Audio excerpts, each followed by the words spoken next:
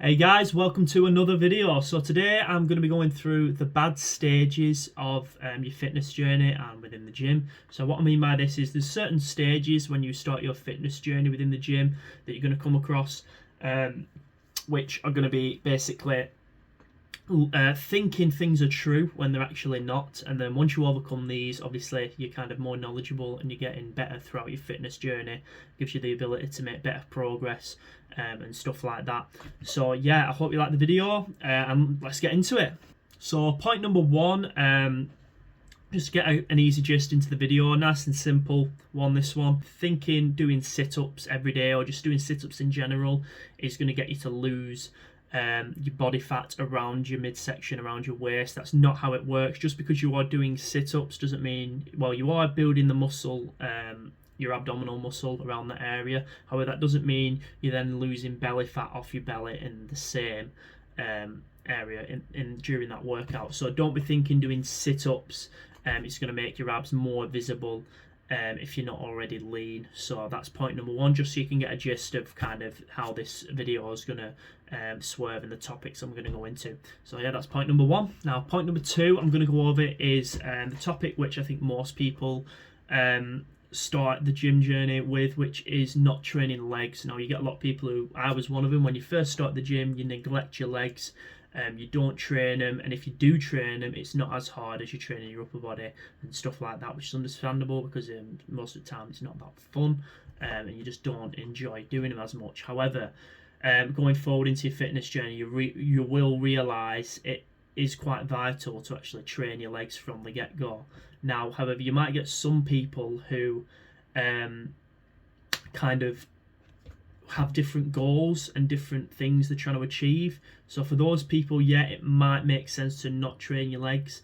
For example, if you are someone who is a rock climber, for example, you don't need all that extra weight pulling you down when you're trying to do your rock climbing and using your upper body strength.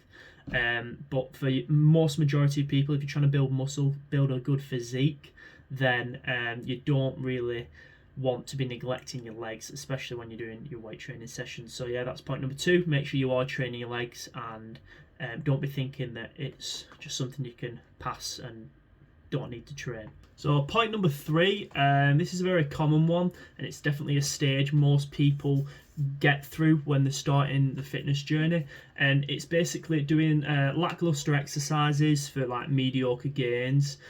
So there's certain exercises that you will do instead of just sticking to the basics, which aren't going to benefit you anymore and aren't going to help. These are things like plate pin press. I'm sure you see this fancy exercise done all the time online. And then you've got exercise where you're holding the dumbbell via the weight rather than the handle. Stupid. You don't really need to be doing stuff like that. All it's doing is making the exercise harder, more difficult to execute without actually a benefit of doing.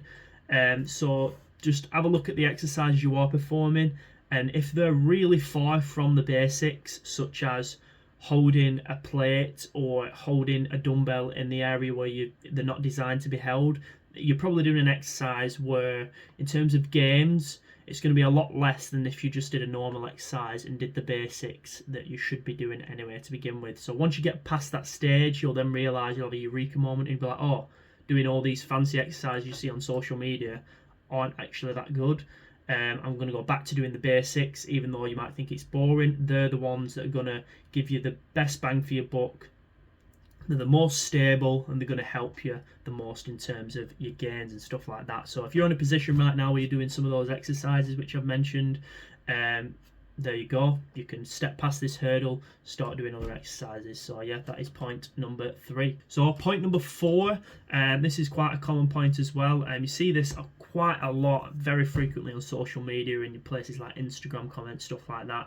It is basically people, or you might be one of them yourself currently, you think you've learned everything there is to know about training and the gym after just a couple years of training, without even know it, and basically you might be giving people advice on how to perform an exercise, and they're saying people are doing an exercise wrong with bad form. However, you don't even know yourself why they've got bad form.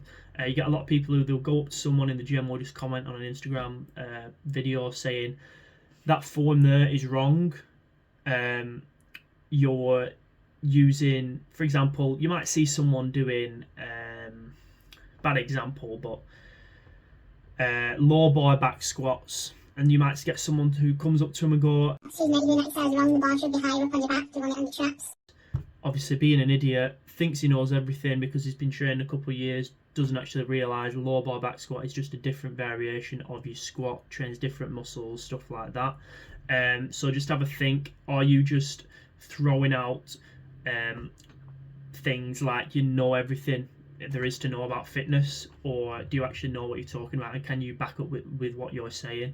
If someone was doing an exercise and you was able to then elaborate on why it was wrong, if they was doing, say, an exercise such as deadlifts and the lower back was curving a lot, which is obviously wrong, you don't want to be cat backing it, as you call it. If someone was to then go, oh, you're doing that exercise wrong, your back's curving, and they're going to go, why is it wrong? And you can explain, well, you're putting a lot of pressure on your lower back, stuff like that, you're in a vulnerable position, it can cause injury, then you're able to explain it. However, if someone was to just go and say, you're doing that wrong, your lower back's curved, and then they ask, why is it wrong that my lower back's curved, and you just go, it just is, then obviously you need to reevaluate the things you know, and you need to try and reflect on that and improve to the point where you can actually give a bit of advice rather than just blurting out comments to people that you don't have any knowledge on. So yeah, that is number 4.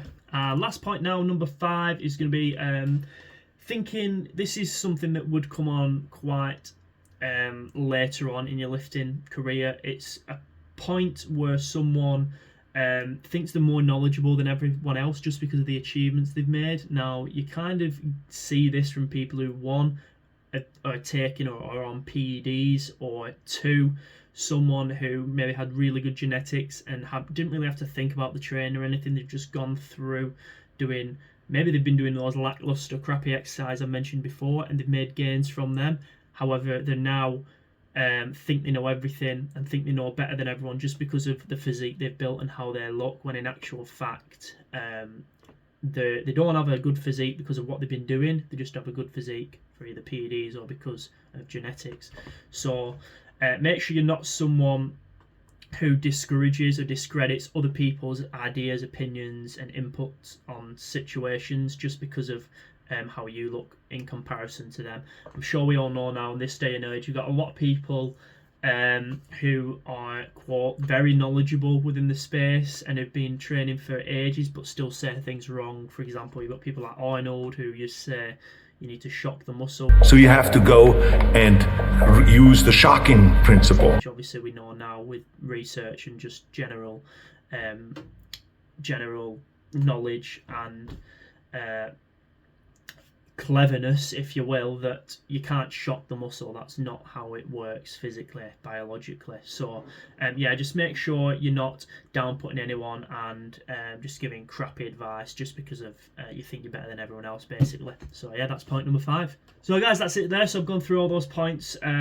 So if at any point in this video there was something in there where you had contention with, or you thought it's actually helped you and it's made you have a eureka moment, you've realised, oh, I actually need to stop doing that, or I've been a victim of someone has done that to me, give me crap advice or something, just reflect on it, look back and obviously improve. That's what the main goal is within the gym anyway. It's to keep coming back, get back stronger, keep improving day to day, week to week, month to month, year to year. So yeah, if you have any questions or any topics of discussion or anything that you think I've actually mentioned wrong in this video that you want to pull me up on, just feel free to mention it in the comments.